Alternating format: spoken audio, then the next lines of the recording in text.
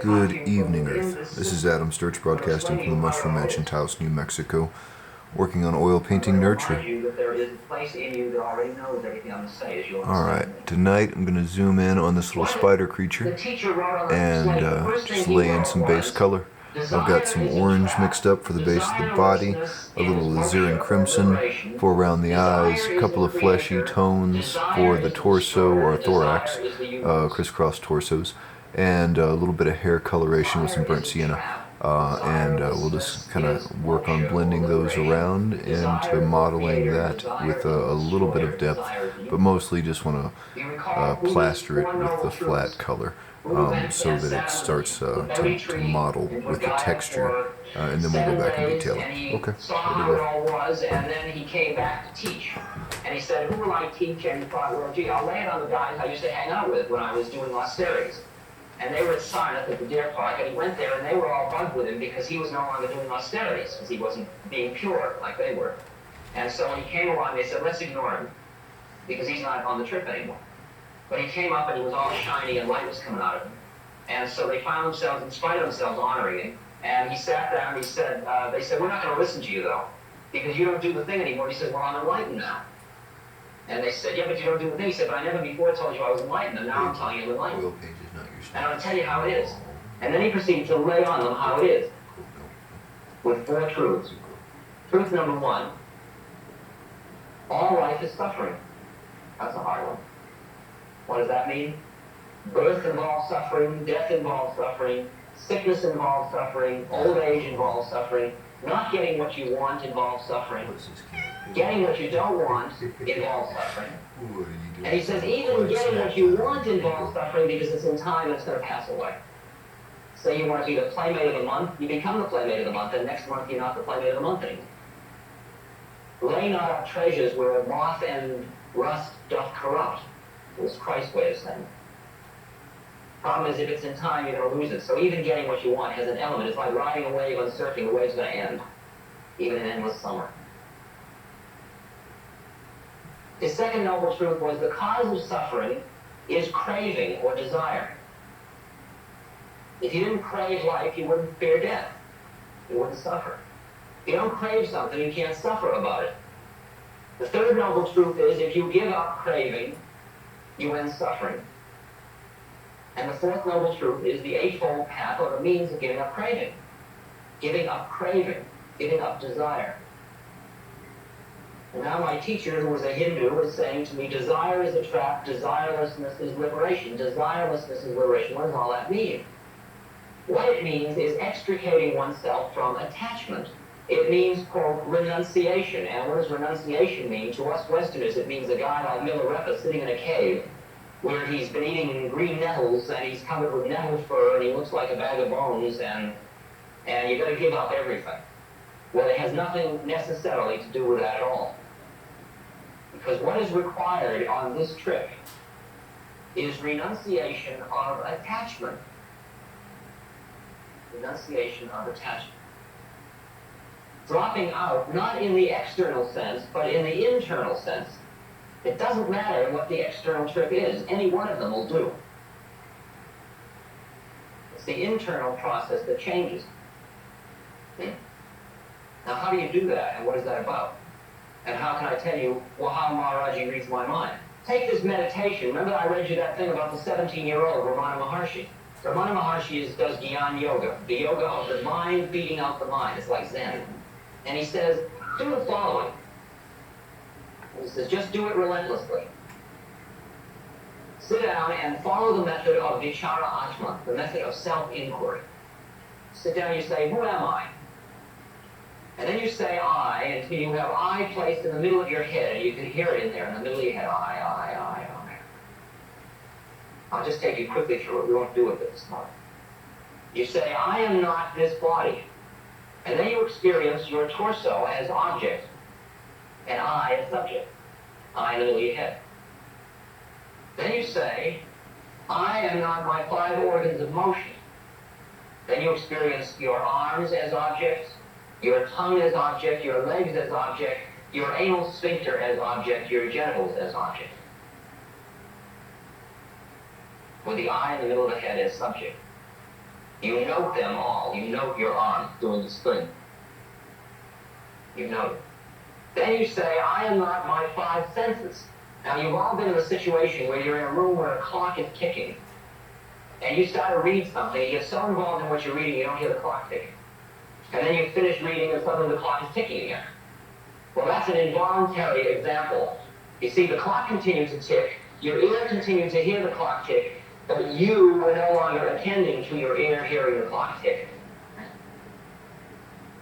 So at this point, you don't turn it off, you just know your ear hearing, your eye seeing, your nose smelling, your tongue tasting, your skin feeling. Then you say, I'm not my five internal organs, and you go through respiration and breath, and you digestion and excretion and perspiration and circulation. Each of them you either fantasy it or experience it as object. And then you come to the stinker, the clincher, the powerful one, the key to the whole thing. When you've done all that, and it may take you months to get to that place, then you say, I am not this thought. But what thought? The thought of I. I am not that thought. And you begin to see your thoughts as if you were looking at a ticker tape news thing going by you. I am not this thought. What thought am I not? The thought of I. Here I am. Where's here I am? Here I am is over there. Where am I? Where am I? And if you can play this one out, at that point you have gone behind your senses and behind your thinking mind, and you pass through a doorway, and you enter into another state of consciousness. And another state of consciousness is discontinuous with your normal waking state of consciousness. William James, the philosopher, said, our normal consciousness, our normal waking consciousness, is but one special type of consciousness. Whilst all about it, parted from it by the filmiest of screens, there lie other types of consciousness quite different, each having its own field of application and adaptation. No account of the universe in its totality is complete which fails to take into account these other types of mentality. But how to consider them is the question, for they are so discontinuous with our normal waking state of consciousness. And you go through a doorway at that point into another state of consciousness. Now, if you are able to do that, where is it you go to? You go into a thing which is called samadhi. That's one name for it. You go into a low level of samadhi, and there are 8 or 9 stages of this. Keep that in mind for a moment. Let me introduce another metaphor to you, a metaphor in the Western framework. Think of a solid object, mass, as a pattern of energy. We know that. We're hip, sophisticated people. We know that. We know that though this seems solid, it is in fact a pattern of slowed down light. Just seems solid to our particular sense receptors. Now imagine if this is a pattern of energy, then light is also a pattern of energy, sound is a pattern of energy, thought is a pattern of energy. And what then is energy? And you get into a finer and finer form of energy because behind that one is another one, and behind that one is another one, and behind that one is another one. And you finally get down to the state of energy that is so fine, it is no longer unique. It's no longer unique. That is, if you think of an atom as having electrons and neutrons and so on, protons, even the electron, which has a uniqueness to it, is made up of some of these, a pattern of these finer things. And the quality of these finer things is that they are anything you can label, call it vacuum, call it space, call it ashtray, call it thought, call it emotions, call it Mars. It's all this made up of this same thing. Are you with me? Do you get the image? If you are now aware that behind everything there is this very fine energy, and it's all interchangeable, and it's constantly moving in and out of everything, you begin to understand that we are a solid. This is solid. It's all solid. This is made up of that energy. This is made up of that energy. That flame is made up of that energy. Tomorrow is made up of the energy. Yesterday is made up of the energy. And it's all just interchanging, and it's not unique at all. Now the next statement that is worthy of some reflection is that type of energy, which is the finest form of energy that is in the world of form, or what's called prakriti, or many names, that very fine form of energy is an identity with, not equal to, but an identity with consciousness. Not self-consciousness, but consciousness. That means that when you extricate yourself from the time-space locus of this body, these thoughts, this set of senses. You, what you call me, that I experienced when I first took psilocybin, the Ramana Maharshi experienced when he thought he was going to die, that I that has nothing to do with this body, this personality, this whole trip. What is that? That is that energy. And it is known in Sanskrit as Sat Chit Ananda. You enter into a state of Sat Chit Ananda, and Sat Chit Ananda means absolute existence, absolute knowledge, and absolute bliss. Now, that's a big one, and let me just clarify who you really are, because you may want to know just what it means to be God. Take Ananda. That's a groovy one. Take bliss. You go surfing. You get to just that place on the wave where it's all perfect. You've just got the wave, you're just riding that place in the wave, perfect. Yeah, right, here we are. Wow, oh, is that good? It's that timeless moment, you're right there. You paint a picture and you get to the place where the picture is just coming out itself and it's perfect. It's just the way it's supposed to be. Yeah, right. You're doing a scientific research project and you see a relationship. Oh, yeah. You get a degree and everybody's proud of you. Oh, yeah, you get a moment of that thing again. That feeling for a quick second, it's all right, yeah. Oh, it's so good. The method that most Westerners are most familiar with for getting to that little place is, of course, the sexual experience. Because at the moment of orgasm, you transcend, if albeit briefly for most Westerners, you transcend your ego. And it becomes merely an experience in which there happen to be 4 legs and 4 arms and 2 heads and movement. And you are part of an experience. And there is a moment in there when you say, yeah, well, oh, right, I just have to stay right at this place. It's called fulfillment. It's called contentment. It's called a feeling of well-being. It's called it's all right with the universe. It's called, yeah, well, isness. We got lots of names for it. It's unnameable. Right? It's a state. It's a state of being. It has nothing to do with doing. It's a state of being. It's a moment. It's an eternal moment. It's outside of time. That place which you identify with your method of getting there. So if you're a surfer, you say, baby, all I want to do for the rest of my life is surf. And if you're a sexual gymnast, you say, oh, man, all I want to do is make out forever. Or whatever your particular turn-on method is to get you to that place. And when you say, you turn me on, or that scene turns me on, you mean it allows me to touch that place again. But the funny thing is that the place is inside of you. The place is not connected with your method. It's not out there. When you say you fall in love with somebody, it means that they are a stimulus which turns you on to that place. Now you've got to understand that Sat Chit Ananda means living in that place all the time. When I try to figure out where Maharaji's, what state of consciousness he's in, I begin to understand he's in what's called Sahaja Samadhi. He is living in a state of perpetual, total, ecstatic sexual union with the entire universe at every moment. Is that enough? That's known as Ananda. Chit, which means absolute knowledge. He sits there absolutely mindless. There's not a thought in his head. He's not sitting around thinking, I think I'll lay on him about his mother's spleen. That really blows mine.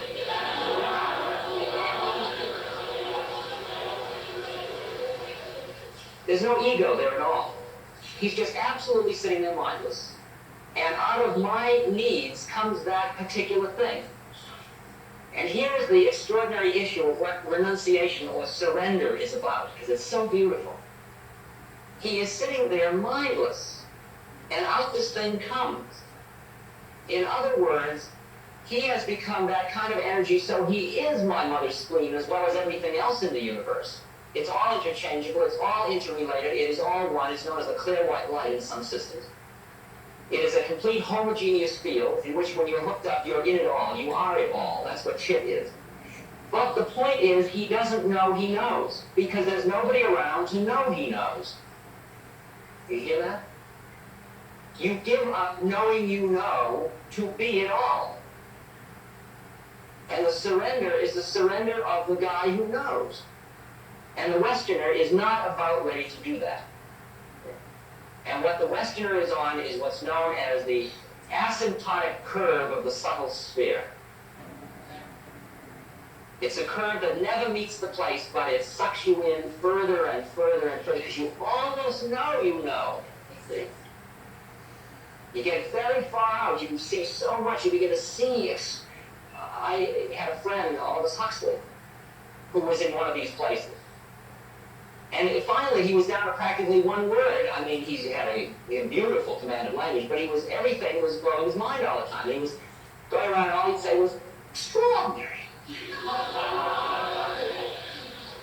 Everything he would look at, anything, extraordinary. He was seeing how it all was, and he was gasped by seeing how it all was.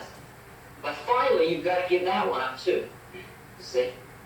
And the thing that's so interesting is when you start to go into samadhi, the first thing you go into are these waves of bliss, like you never had before. Oh, God, it's so good. Oh, boy.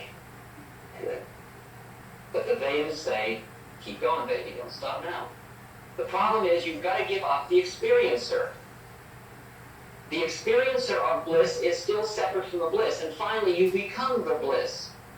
The knower is separate from the knowledge. Finally, you give up the knower to be the knowledge. The here and now is separate from he who is thinking about or experiencing the here and now, so finally you give up him. It is surrender. But the rules of the game say that you can only surrender when there is no surrender. For example, I am a practicing yogi, and I love root beer. Now, root beer is not listed by the Vedas as one of the foods that yogis eat. And I am a beginner on the trip. I am the first of many years of training, and I still like root beer. Now, I can sit in my meditation room, and I can look so holy, butter would melt in my mouth. I mean, I really look like Buddha himself. Except all the time I'm thinking about root beer. Well, if I'm thinking about it, I might as well drink it. But every time I drink it, I strengthen the whole habit of drinking it. But if I don't drink it, I still think about it. So sometimes I'm sitting in the meditation room and I'm just sitting and I'm very zonked out. And the next moment I notice I'm in my father's refrigerator holding a bottle of root beer, drinking it. And at first I go through, oh, damn it, drinking root beer. And then I see that putting myself down to drinking the root beer is just another form of attachment too. Ramana Maharshi says, instead of sitting around wailing and saying, alas, I'm a sinner, get on with it. If you spend all that energy doing your thing, you'll all be enlightened. So all you can do is develop a place in yourself, which is called the witness, which notes it, which says, there he is drinking root beer. There he is putting himself down to drinking root beer. This is what is known as karma yoga. Because what extricating yourself from desire and attachment doesn't mean, it doesn't mean that you stop having the desires or in some ways fulfilling them. It means you stop being identified with he who's having the desires. If I am not my body, then every time I make the statement, I am sleepy, I am hungry, these are lies. You understand that? Do you understand what is required then? What is required is a complete reorganization of your entire thought process.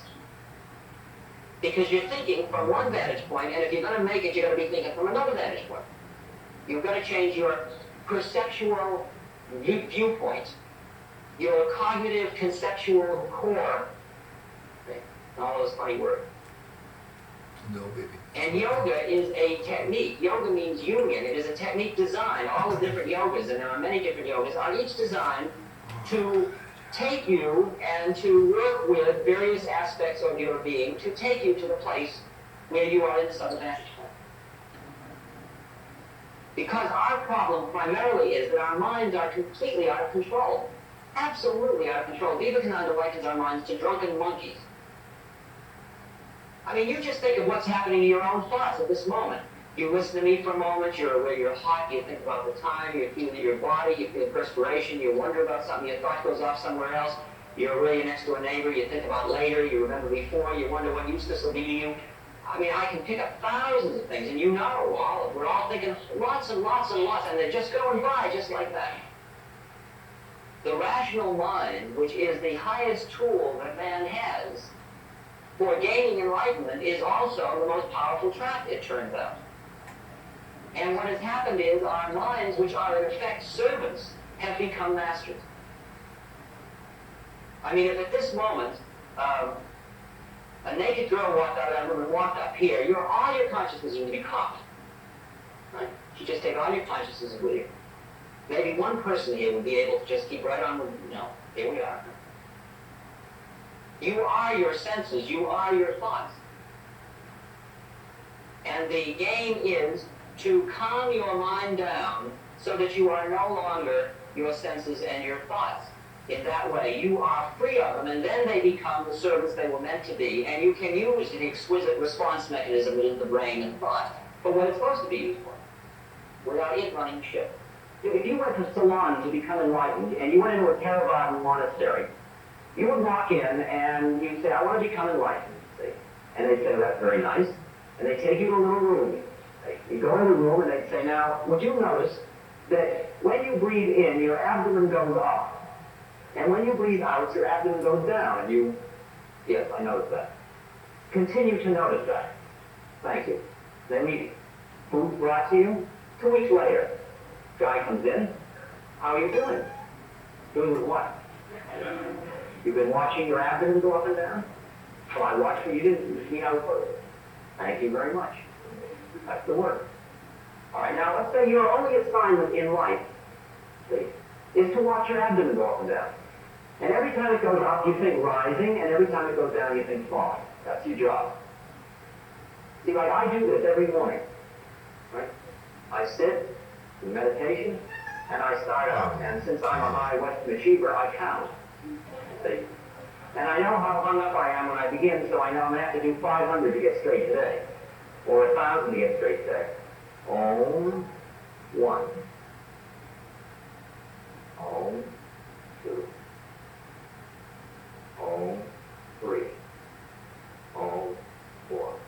What an idiotic thing to be doing. Om, 5. Om, 6. She's my labor. Om, 7. Om, 8. I should have done the bathroom. Om, 9. Om, 10. Om, 11. Do you think this works? Om, 12.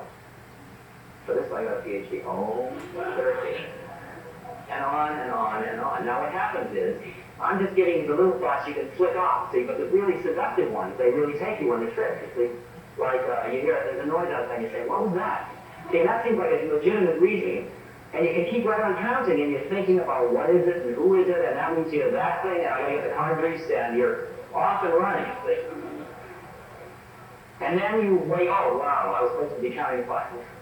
I'm suddenly at 93, how do I get here? See? Don't knock yourself, that's just more jazz. 94, 95, 96, and then pretty soon you get so that the brakes are only like about 60 instead of 100, see, where you forgot. And you keep pushing it down and pushing it down and pushing it down. You take this most mechanical, stupid thing, see? That's exactly what you need to foil the mind, is just simplicity itself.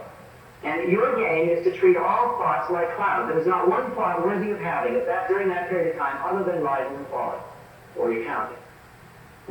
And after a while, when you really get good at it, you get down to a place where all there is that place in your abdomen going up, coming down, going up, coming down, going up, coming down. And in your head is rising, falling, rising, falling, rising, falling. But before that happens, you get to the point where you see the thousands of thoughts going by. It's like clouds in the sky just going over. But the thing is that because of your commitment, they have no leverage to hold you. While previously, every thought had as much right as every other thought to hold you. Why did you give preeminence to one over another? And it's only when you can make your mind thoroughly one-pointed, bring it down to one place. This is the first requirement of this game. First requirement of the game is to bring the mind down to one place. And then the game is to work with the energies in the body and learn how to control them and move them up your spine and through your nerves and so on. And then you push the energy through that one pointedness and turn the one pointedness back in on itself. And you go through the doorway. So what the game is you go from many subjects and many objects to one subject and many objects to making that subject object, and then it all becomes subject. You block it all. You are one with it all. That's the root. That's the root of Gyan Yoga, the yoga of the intellect. You see, when you've been getting high a lot, then you know where high is, Highville, Heliopolis, the place. such and another, you know that it has certain qualities. One is that it is not in time. It is not in time. It's in eternal time. The other is that it's not in, there is no subject and object. No subject and object. So if you want to create the universe of I to live in, you've got to work with time and you've got to work with subject-object. I'm just giving these as clues. We won't get into that at the moment. Except to say this, that the first purification things in what I'm doing include, the first one is non-killing, non-stealing, non-lying, non-giving and receiving of gifts, and sexual continence. The continence one is too big a topic to play with at this moment. But let's take to the others because they all fit together. If I have anything going in my head that keeps you him, we cannot be high together. If we're going to be high together, we've got to be us. And as long as there's subject-object, it won't work. Now imagine what it is like to live in a world where everybody is us. Everybody is us. There's no them at all. There's no them at all. It's a big one. It's a very big one. It's a very big clue. It's a clue. It is a clue. Time and subject-object are two major clues to becoming a conscious being at this moment. Take sex. There are 3 levels at which you can have sex. There is Sam and Mary making with each other. Your personality turns me on. An interpersonal thing. Are you happy? Was it fun? Did you enjoy it? Definitely. We're having fun together. There is the yin-yang, the level of polarization of forces, the biological magnetic field. Both of those are subject-object. Those are both what the Easterners mean by the word lust. That is, desiring something in the subject-object sense. There is a 3rd level at which the two of us become one, and from this one place, one consciousness, and 2 bodies, then we perform a dance, and that dance creates the energy which we feed in to keep us as one. You hear that?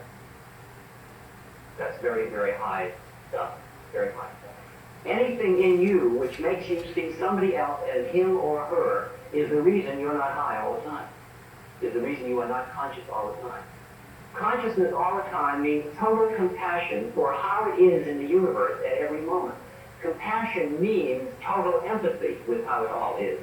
It means rocking it, just as you understand how your hand works, you understand how it all is because you are it all, because your ego is not getting in the way, because your desires are not distorting what it's all about, because you're not identified with your desires.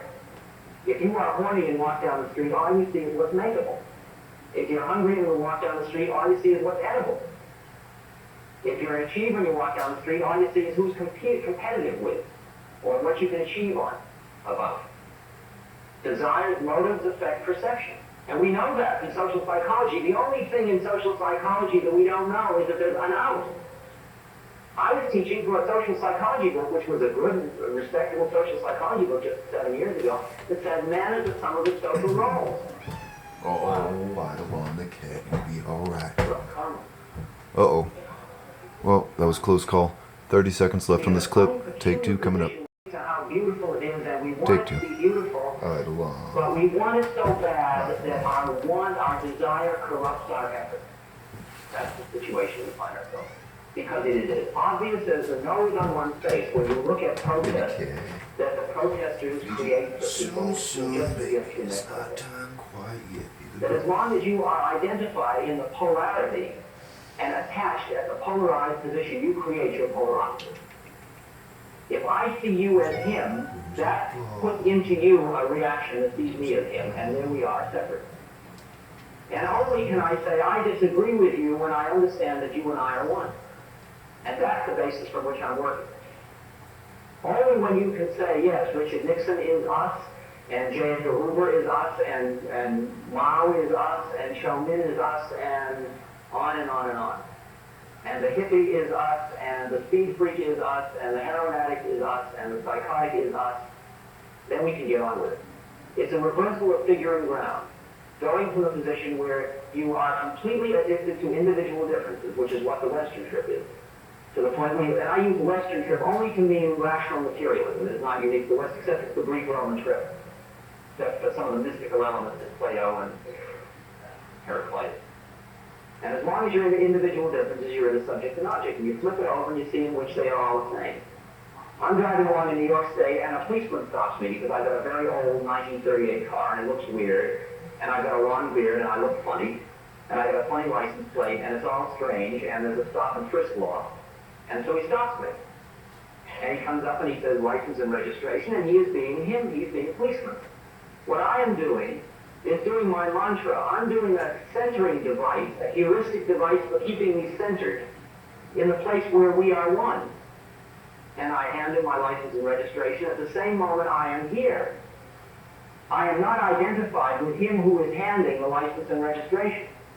This is going to be very pure, or it doesn't work, I'll tell you, by the way. I don't come on to him to look how beautiful I am, I'm a flowered child, or, why are you a policeman, come on, be groovy. No hustle, I don't say a word. We never miss a step in the Lima Rasa, in the divine dance. When he's doing his policeman thing, I'm doing my far out unusual person. I'm just kindly giving him my license. And he says, do you have any guns in the car? And I say, no, I don't have any guns in the car. Any drugs in the car? No, I don't have any drugs. What's in that? I said, these are some mints that you are in there. And all the time I'm right here. Right here. It's a psychic plate. It is not, it's a vibrational rate, by the way. I'm talking about. I am right here. And after about 3 minutes, he begins to think he's in the wrong place. Because he's busy being right now. But the fact is that all of us are busy with our melodramas. We're all in paid place, you see. But behind our roles in paid place, which were just determined by central castings of evening, right? There are a lot of parts for audience tonight. Who wants to play? Okay. Come over as audience. All right. We need one holy man left over from Christmas.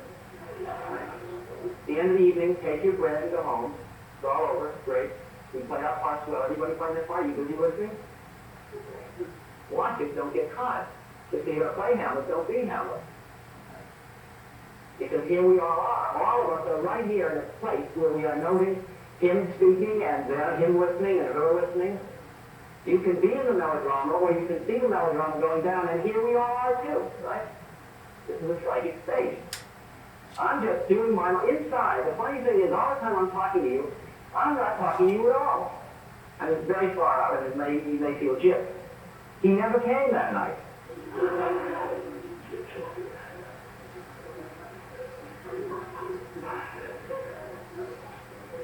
Watch it.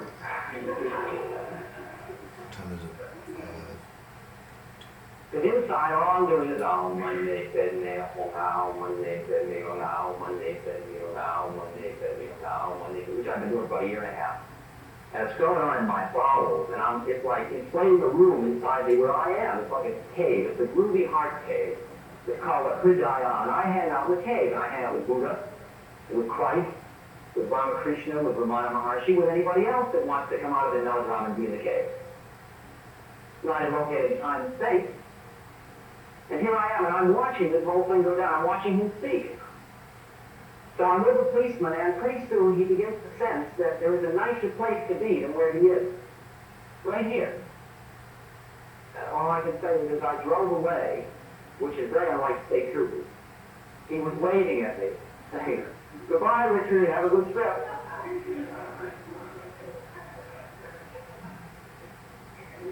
Because finally we're dealing with the variables that concern just humanness. They don't concern individual differences anymore.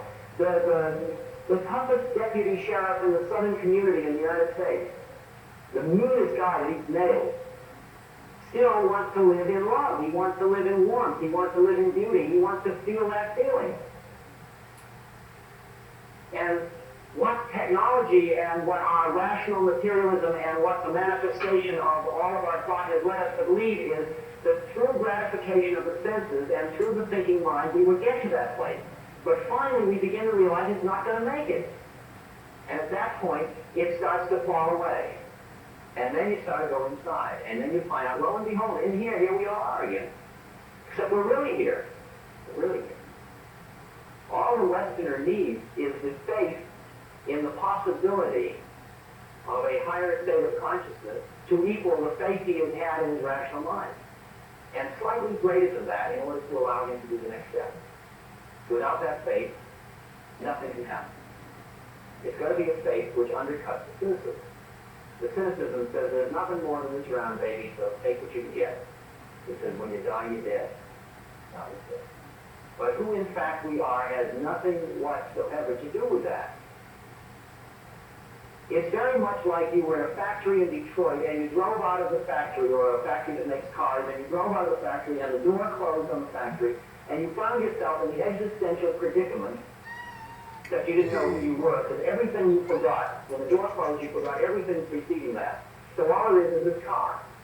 And the gate opens and you drive on the road, and for years you drive on the road and you stop at gas stations and drive-ins and so on. And somebody says, who are you? You say, I am a Chevrolet Corvair. And you look at fields, but you can't go there because you break your spring. And when you go by those car lots where they take cars and they make them in little steel squares, you get uptight because planned obsolescence and all. And then a voice comes to you on and says, hey buddy, did you ever see that? I say, what's that? It's a door handle. What's that? Well, that's to get out of the car. What do you mean get out of the car? Ooh, I'm a Chevrolet Corvair. Come on now, what are you doing putting me up? No, man. That's the illusion. That's the illusion that keeps nature doing its dance. You can open the door and get out. That's exactly the way it is. Exactly the way it is. And remember, this has nothing to do with what you're doing in the external world. Don't get into these funny places about it. It's not socially responsible. Because whoever it is sitting here doing this thing. Got here on time?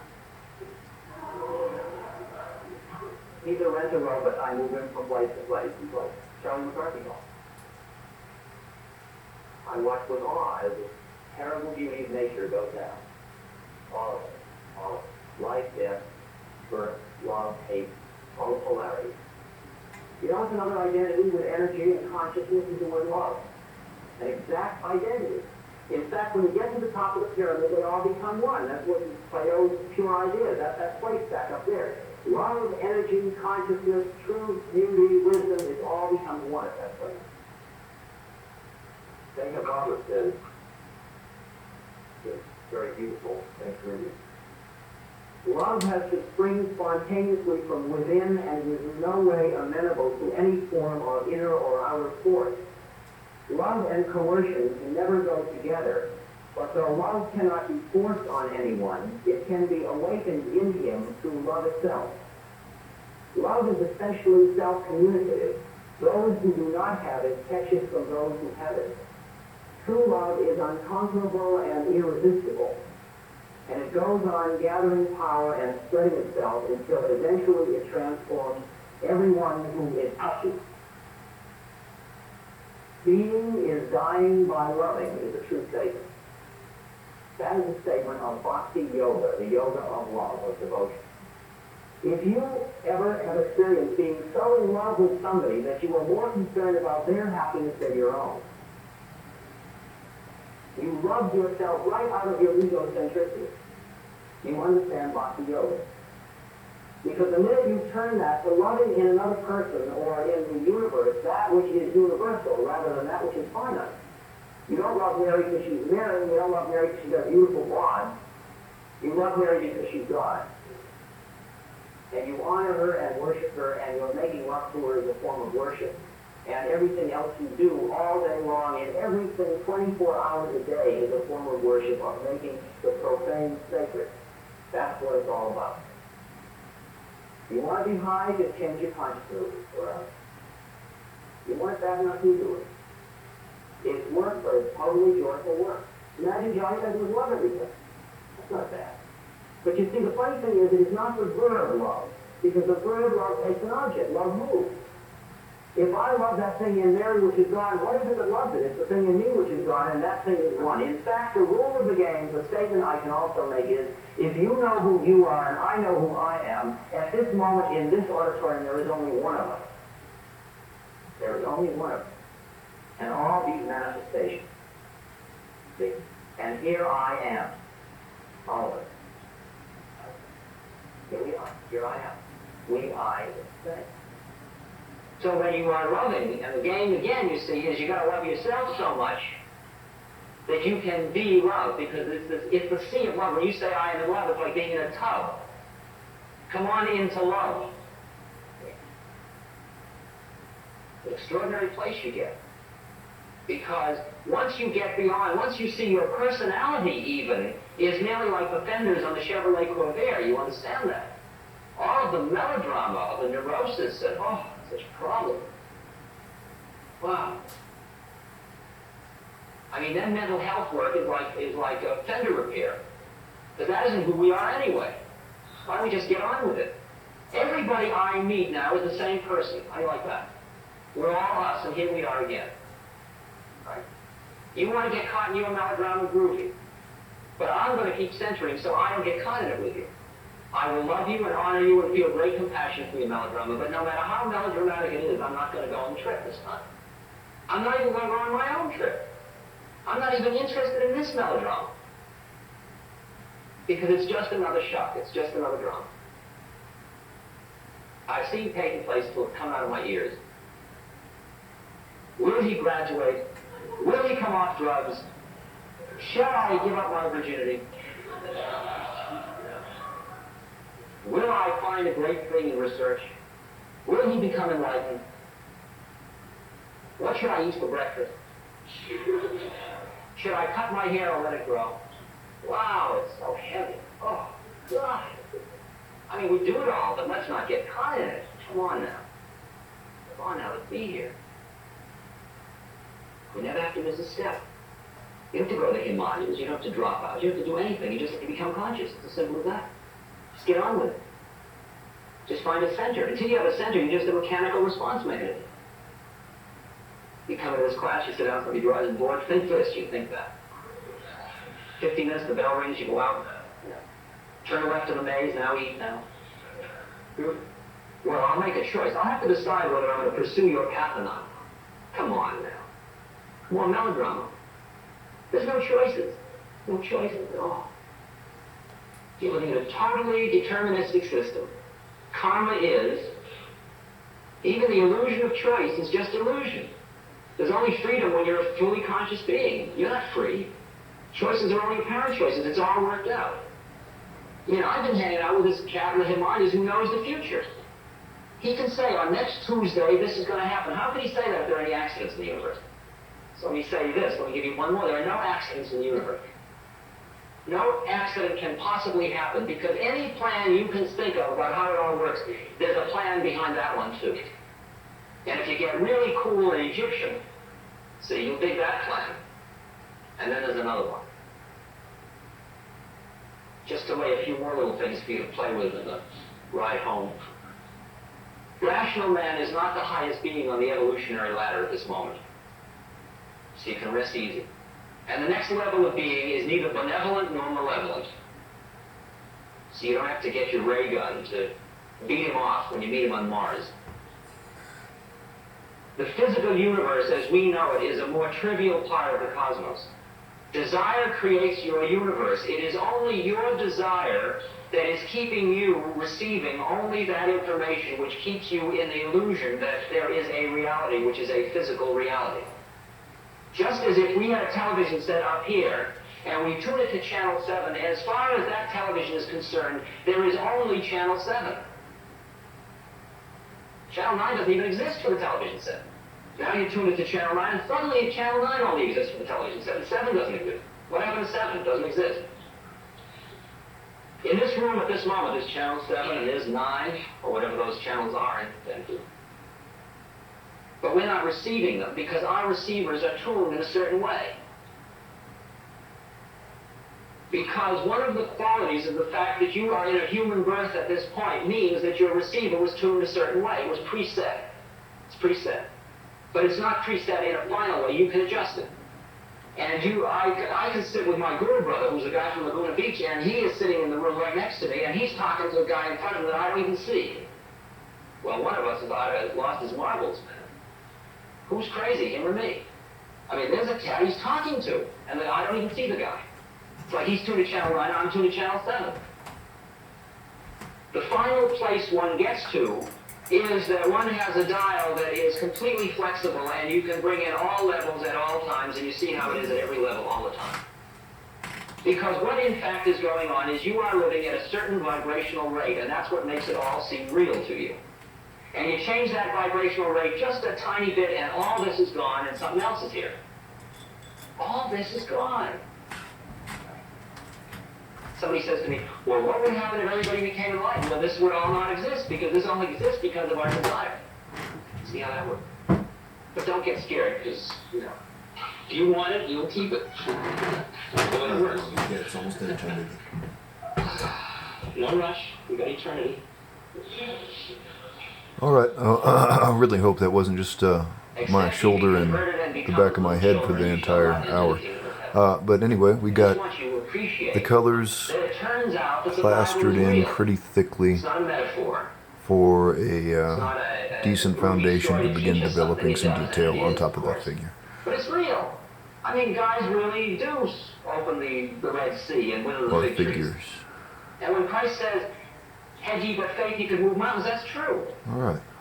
So that's it for the moment. Thanks for watching. That's Adam Sturch broadcasting from the Mushroom Mansion House, New Mexico, working on oil painting nurture. And in the background there is the newest Ram Dass on my playlist. Here we are. In the Christian world, that's one level out. There's 6 more after that.